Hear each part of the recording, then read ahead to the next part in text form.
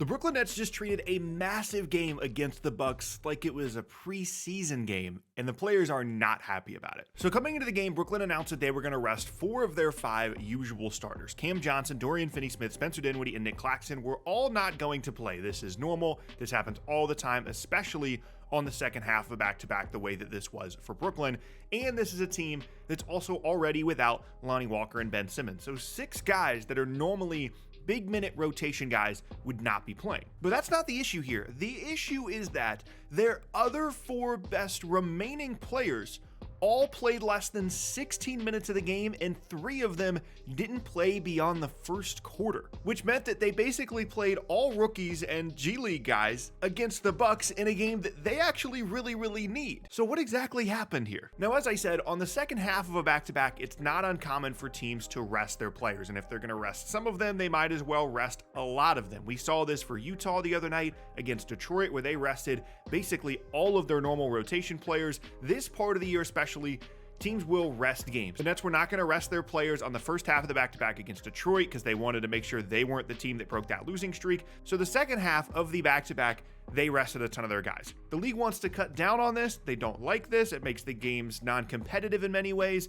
but it's something that does happen. But what the Nets did was different. And it makes me wonder if the league is going to take a look at this. Because essentially, the Nets rested their entire team. They rested their entire 9-man rotation after the first quarter, while also missing 2 other guys that normally play a lot and are out due to injury. So essentially, they just benched their entire team. And the weirdest part of all this is that they actually could have won the game. They were only down 8 going into the fourth quarter against Milwaukee, and then proceeded to bench even more guys in the fourth quarter. Now, to be fair to this strategy for a moment for Brooklyn, going into the game, you hear that they're resting players, but they do still have Mikal Bridges, Cam Thomas, some of the other young guys, Royce O'Neal, Day'Ron Sharpe. These guys are all still going to play. It should still be a solid game. And through the first quarter, that was the case. But then after the first quarter, Mikal Bridges, Cam Thomas, Royce O'Neal, none of those guys play in the second quarter at all, and then Day'Ron Sharpe, the starting 5,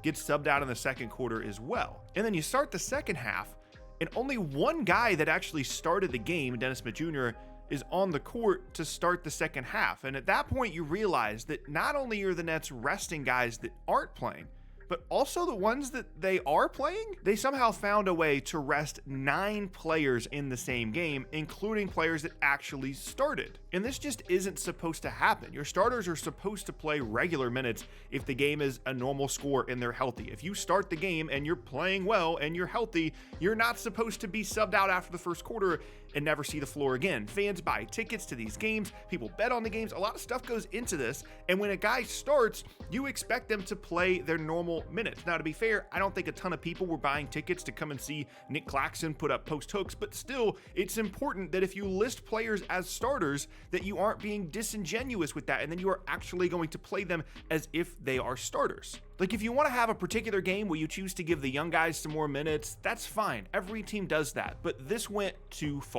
And it went so far that not only the league might be upset with this, but the players certainly are. There were comments from within the locker room after the game when Mikal Bridges was saying that he was not a fan of the decision. Mikal Bridges is a guy, by the way, that has this crazy long streak of consecutive games played. He played to start this game to maintain that streak. They did the same thing in a game last year as well. And it's clear that he thinks that from a competitive standpoint, if he's listed as a starter, he should be playing the entire game. And this is just a bit of a weird strategy for Brooklyn. Obviously, it makes sense that guys need rest. It happens all the time this time of year. There's too many games in the NBA schedule. We talk about that all the time. But the way in which they went about it almost makes it seem like they knew that they were doing something wrong. The league has been trying to put in new rules to prevent players resting, mostly just stars in national TV games in terms of the rules that they have put in recently, but I can guarantee you that this is not something that the league office is excited about or happy about. And I'm sure that the performance and the training staff for the Nets went to the coaching staff and said, hey, this is where we're at. These guys are tired. We need to make sure that we get them some rest. We still have 2 more games before the end of the year. And I'm sure they didn't think it was wrong. I'm sure they thought it was the right decision, but the league can't be happy about this. And the question is, will the league do anything about it, or can they do anything about it? I wouldn't be surprised if there's some kind of fine for the coaching staff or for the organization as a whole, because obviously this is a non-competitive choice. the Nets are choosing to play guys that were in the G League the night before for the majority of the game, despite listing multiple normal starters as starters. But I'm not really sure what the league is supposed to do about this. Are they supposed to be able to go to Jacques Vaughn and say, hey, you're not coaching correctly, change your rotation, you have to play starters 25 minutes a game or else you're going to get fined? I don't know what the actual rule that's being broken here is where the league would step in and do anything about it. Because if you're going to step in and do anything about it, it needs to be in violation of a particular rule, or you need to set a new precedent moving forward. And the new precedent can't be if a guy starts a game, he has to play 25 minutes. That just can't be how it works. And the biggest piece to all of this, honestly, is part of the new rules that the NBA has put into place in terms of trying to get guys to play more games and not rest as much, is in order to be eligible for all NBA teams and awards at the end of the year, you have to play 65 games now.